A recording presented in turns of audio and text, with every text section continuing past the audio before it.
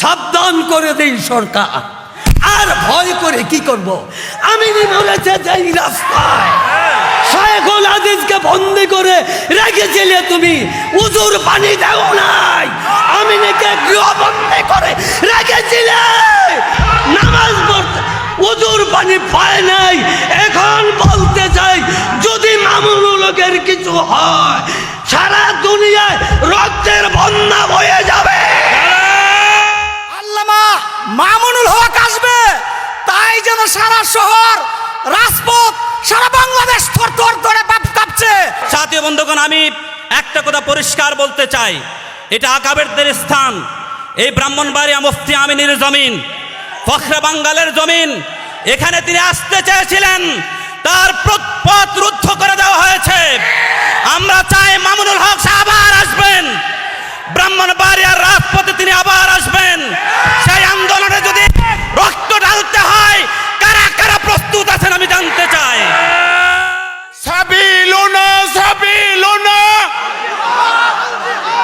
তরিকুনা তরিকুনা আল জিহাদ আল জিহাদ নারে তাকবীর। জাগো, বলো লা ইলাহা ইল্লাল্লাহ। সময় আর বেশি নাই।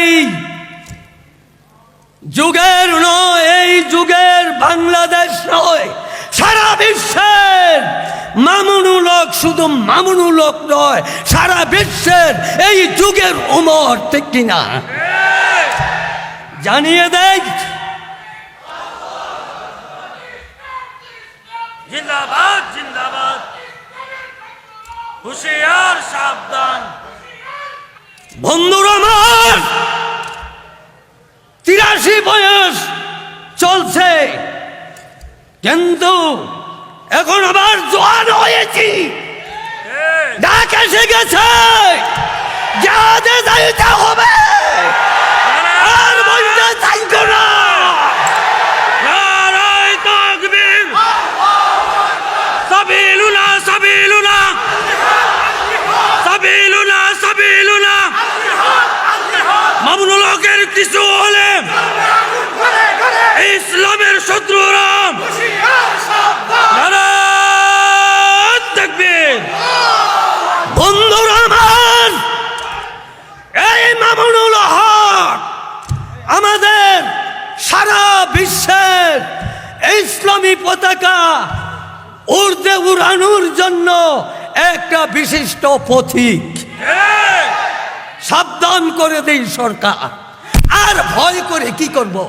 আমিনি বলেছে যেই রাস্তায় শায়খুল হাদিসকে বন্দি করে রেখেছিলে তুমি, উজুর পানি দাও নাই। আমিনিকে গৃহবন্দী করে রেখেছিলে, নামাজ পড়তে উজুর পানি পায় নাই। এখন বলতে চাই, যদি মামুনুলের কিছু হয়, সারা দুনিয়ায় রক্তের বন্যা বয়ে যাবে।